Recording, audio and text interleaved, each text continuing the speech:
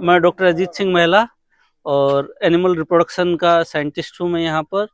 और हम बात करेंगे कि कैसे रिप्रोडक्शन इम्प्रूव किया जाए भेड़ और बकरी में। उससे पहले थोड़े से मेरे सवाल ये रहते हैं कि आप में से भेड़ बकरी कौन कौन पाल रहे हैं? बकरी और भेड़ कितनी भेड़ हैं? बड़े फार्म 200 हैं। कहाँ से हैं आप? गंगानगर से। 200 भेड़ों का फार्म है और बकरियों का 50। फायदे का है या नहीं है? बहुत फायदे का है। कितना अच्छा मार्जिन है? नहीं है? बढ़िया है। यानी अगर आप डेयरी की तुलना में देखें, भेड़ बकरी में लॉस के चांस कम है। डेयरी में अगर देखें, अगर आपकी अपनी कॉस्ट इनपुट सब डालें, अपनी लेबर की, फीड की, फोडर की सब डालें, तो बहुत ज्यादा मार्जिन उसमें नहीं निकल के आता है। लेकिन भेड़ बकरी में अच्छा मार्जिन है। आप भेड़ भेड़ पाली नहीं है, आपको पता लगेगा भेड़ में उससे भी ज्यादा है। भेड़ की ग्रोथ है वो फास्ट है बकरी की तुलना में। यानी जो वजन 4 महीने में बकरी लेती है वो 3 महीने में भेड़ ले लेती है। तो आपको कम टाइम में कम फीड पे सीधे तरीके से जानवर को पाला जा सकता है। ठीक है। अब सवाल ये आता है कि कितना फायदा और कहाँ कहाँ हमारा लॉस होता है। आज आपने हेल्थ के बारे में पढ़ा बीमारियों के बारे में। बहुत फार्मर ऐसे हैं जिनके फ्लॉक निपट जाते हैं पूरे के पूरे। यानी 50 जानवर, 20 जानवर सारे खत्म हो गए। कितना बड़ा लॉस। वो एक बहुत बड़ा लॉस है। उसको हम धीरे धीरे जागरूक हो रहे हैं। वैक्सीनेशन करना, ट्रीटमेंट करना कितना इंपॉर्टेंट है, हम ध्यान देने लग गए हैं। आप सब लोग साइंटिफिक तरीके से भेड़ बकरी पालने के लिए, ज्यादा मुनाफे के लिए आए हैं ना, उसी पर्पज से हैं। तो हमें ज्यादा से ज्यादा चाहिए। तो हेल्थ एक इम्पोर्टेंट एस्पेक्ट हो गया। अभी आप न्यूट्रिशन के बारे में बात कर रहे थे, क्या खिलाएं क्या पिलाएं, वो एक सबसे इम्पोर्टेंट है। अभी तक हमारा जो मैनेजमेंट सिस्टम था, अगर गाय भैंस की बात करें तो मैनेजमेंट सिस्टम ये था कि ब्याह गई तो उसको दाना डाल दिया। हरियाणा गंगानगर, वो गंगानगर वाले तो हो सकता थोड़े से एडवांस हो, बाकी एरिया में इसी तरह का रहा है। और प्रोडक्टिव एनिमल है, प्रोडक्शन में आ गया तब हम उसको खिला रहे हैं। हम इसलिए नहीं खिला रहे हैं कि इसी प्रोडक्शन में आ जाए, ये एक गैप था। लेकिन उस चीज को, लेकिन एक चीज ऐसी है जिसपे अभी तक हमने फोकस नहीं किया है। और एक छोटा छोटा लॉस कंटिन्यूअस होता रहता है। और उस लॉस को अगर हम ग्रैब कर लें, उसको पकड़ लें और उसको फायदे में कन्वर्ट कर लें, वो एक आपका एक्स्ट्रा बेनिफिट होगा। और जिसपे ये चीजें सब आपके सस्टेन कर सकते हैं, आपके फार्म हैं वो सस्टेन कर सकते हैं, वो है रिप्रोडक्शन। रिप्रोडक्शन मतलब हम कोई भी सेटअप कर रहे हैं वो बेनिफिट के लिए, प्रॉफिट के लिए कर रहे हैं, है ना। और प्रॉफिट हमें कब मिलेगा? जब हमारा प्रोडक्शन होगा। जितना ज्यादा प्रोडक्शन होगा उतना ज्यादा हमें प्रॉफिट मिलेगा। और ज्यादा प्रोडक्शन कब होगा? जब आपका रिप्रोडक्शन सही चलेगा। क्या हो अगर आपकी गाय या भैंस ब्याहे ही नहीं, क्या दूध देती रहेगी वो? हम भेड़ बकरी पाल रहे हैं ताकि ज्यादा से ज्यादा बच्चे हमें मिलें और बच्चों को हम बेच सकें। अगर वो ब्याना बंद कर जाएं तो क्या प्रॉफिट मिलेगा? वो प्रॉफिट हमें नहीं मिलेगा। अभी तक हम क्या कर रहे हैं मैनेजमेंट में कि जैसे सिस्टम चल रहा है, जानवर पल रहे हैं, खा रहे हैं, पी रहे हैं, ब्याह गया तो ठीक है, ना ब्याह तो ठीक है। लगभग मोटा मोटी यही है। आपके पास 100 भेड़ हैं या 100 बकरी हैं, उसमें से मान के चलिए कि 10 भेड़ या बकरी ऐसी रहती हैं जो साल 2 साल तक ब्याती नहीं है। और वो हमारे साथ रेवड़ के साथ वैसे ही चढ़ती रहती हैं। और हम ये मान के चलते हैं कि यार 90 चढ़ रही हैं, 10 और चढ़ लेंगी। क्या हो अगर हम उन 10 भेड़ों से प्रोडक्शन ले लें? अगर साल में हम एक एक बच्चा भी उनसे ले पाए तो कितना, 10 के बच्चों की 10 बच्चे भी अगर हम काउंट करें तो कितना प्रॉफिट हमें होगा? 6-7 हजार रुपए का भी अगर जोड़ें तो 60-70 हजार रुपए हमें एक्स्ट्रा मिल जाएंगे। वो हम उसको कैजुअली छोड़ के चल रहे थे। तो हमें इस तरह से फोकस करना है कि इन 10-12 जानवरों को हम टैप कर पाए, उनसे प्रोडक्शन ले पाए। मैनेजमेंट की अगर हम बात करें, भेड़ और बकरी का गर्भकाल है, जेस्टेशन पीरियड है, वो 5 महीने होता है ना। और गाय भैंस का 9 महीने 10 महीने होता है। अगर हम बात करें ब्याने की, भैंस आइडियली 13 महीने से ब्याह जानी चाहिए, गाय आइडियली 12 महीने से दोबारा ब्याह जानी चाहिए, और भेड़ और बकरी आइडियली 8 महीने से दोबारा ब्याह जानी चाहिए।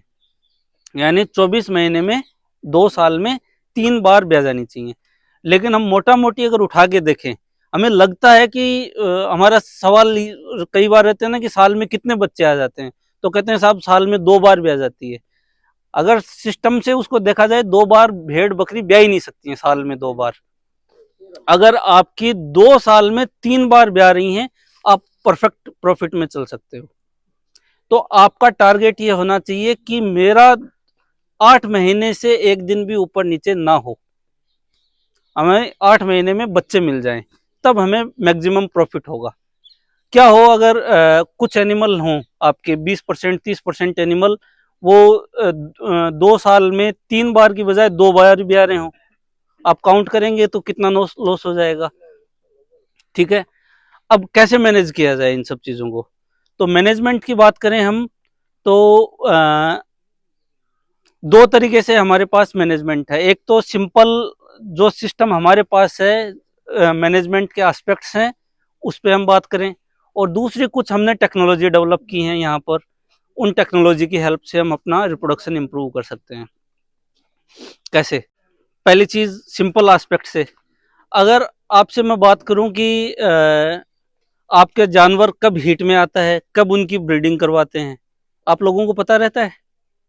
आपके आपके पास 200 का रेवड़ है, आपको पता है कि कौन सी बकरी या कौन सी भेड़ है वो कब हीट में आई? आइडिया है? कौन से एनिमल की कब मेटिंग हुई? आइडिया है? वो कब ब्याने वाली है? आइडिया है? कोई आइडिया हम लोगों को नहीं रहता यूजुअली। इससे क्या लॉस होता है कि कुछ एनिमल हमारे खाली चलते रहते हैं सिस्टम में। दूसरा क्या होता है, हम भेड़ और मेंढे को या बकरी और बकरे को साथ साथ ही रखते हैं, अभी तक यही सिस्टम है। आपके पास 4 बकरे हैं सपोज, एक बकरा आपका 50 किलो का है, एक बकरा 70 किलो का है, कौन सी से कौन से की मेटिंग हुई आपको आइडिया नहीं है। नस्ल सुधार की बात अभी आप लोग कर रहे थे, नस्ल सुधार मतलब अच्छे से अच्छे पेरेंट्स हम सेलेक्ट करें और उनसे अच्छे से अच्छे बच्चे हम लें। अगर जो पेरेंट्स हैं वो ही अच्छी क्वालिटी के नहीं हैं तो बच्चे कैसे होंगे? इसकी इंपॉर्टेंस हम लोगों को अब समझ में आने लगी है। पहले हम लोगों को आइडिया नहीं था कि कोई भी जानवर लेके आ गए, अब हमें ब्रीड पे फोकस करने लग गए हैं। तो अगर अच्छा पेरेंट्स के लिए आपको अपने हाथ में कंट्रोल तो होना चाहिए। अब आपकी भेड़ हीट में आई या बकरी हीट में आई, 70 किलो 80 किलो वाला आप चाह रहे थे कि इससे मैटिंग हो, लेकिन मैटिंग हो गई है 50 किलो वाले से, बच्चों की ग्रोथ पे इफेक्ट आएगा कि या नहीं आएगा? आएगा। तो ये हमारे हाथ में कंट्रोल में हो। तो इसका कंट्रोल करने का तरीका क्या है? कंट्रोल करने का तरीका ये है कि मैटिंग हमारी प्रेजेंस में हो, हम चाहें उस जानवर से हो। तो उसके लिए क्या करना होगा कि कौन सा भेड़ या बकरी हीट में आ रही है वो हम लोगों को पता होना चाहिए। तो पता कैसे लगे? तो आपको डेली हीट देखनी पड़ेगी, सुबह शाम आप हीट देखिए जानवरों में कि कौन कौन से जानवर हीट में हैं, और हीट में कौन से हैं उनको देखने के बाद उनसे मैटिंग करवानी। अब मैटिंग कौन से जानवर से करवानी? हम हमेशा एक चीज का विशेष ध्यान रखते हैं, जैसे ह्यूमन में हम रखते हैं, आदमियों में रखते हैं कि क्लोज रिलेशन में ब्रीडिंग ना हो, मैटिंग ना हो, रखते हैं ना। अब हमारे रेवड़ में हम वहीं से बच्चे पैदा होके आ गए, वही जाके आगे मैटिंग कर रहे हैं, यानी क्लोज रिलेशन माँ बेटे का, बाप बेटी का, इस तरह के मैटिंग होने लग जाती हैं। वो इनब्रीडिंग लेके आते हैं, वो 2-3 जनरेशन के बाद में आपकी जो बच्चे हैं उनकी ग्रोथ अफेक्ट होगी। तो इस तरह का अवॉइड करें। तो उसके लिए आपके पास डेटा रिकॉर्ड होना चाहिए हर चीज का, किसके माँ कौन है, किसका बाप कौन है, सारा आपके पास डेटा हो।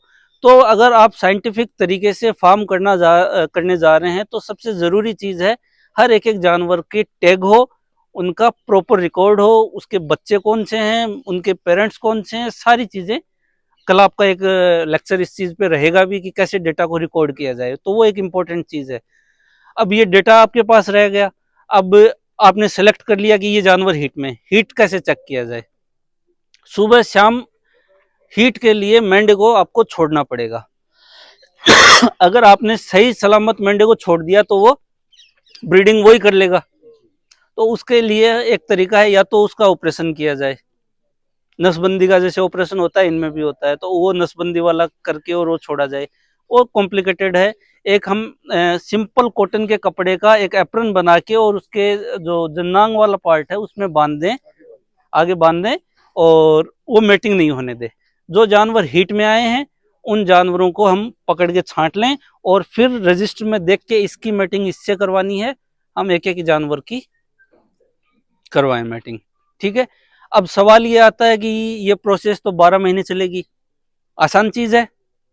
सुबह और शाम को इस तरह से काम करना क्या आसान काम है कि दोनों टाइम हीट देख रहे हैं, दोनों टाइम मेटिंग कर रहे हैं? आप कहेंगे कि साहब हमारी तो पूरी एनर्जी इसी चीज में चली जा रही है कि नहीं है?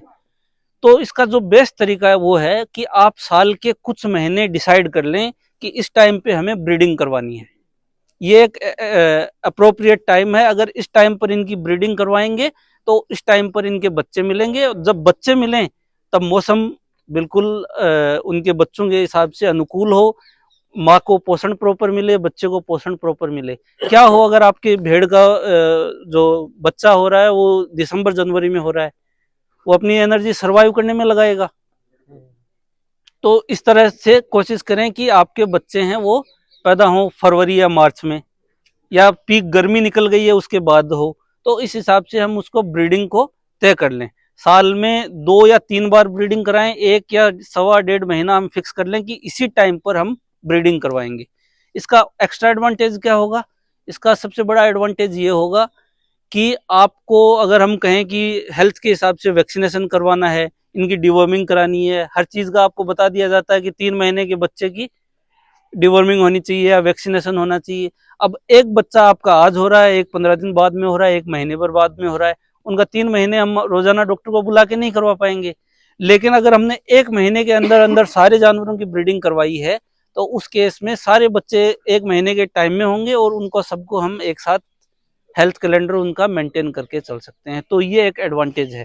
तो ये एक सिंपल तरीका है जिससे हम बिना किसी एक्स्ट्रा खर्चे के, एक्स्ट्रा साइंटिफिक इनपुट के हम मैनेज कर सकते हैं। और जो दूसरा हमारा जो मैं बता रहा था साइंटिफिक तरीका, वो है एक हमने ऐसा स्पंज बनाया है स्ट्रेस सिंक्रोनाइजेशन के लिए। स्ट्रेस सिंक्रोनाइजेशन मतलब हीट एक साथ, मध्य समकालन, सारे जानवर एक साथ हीट में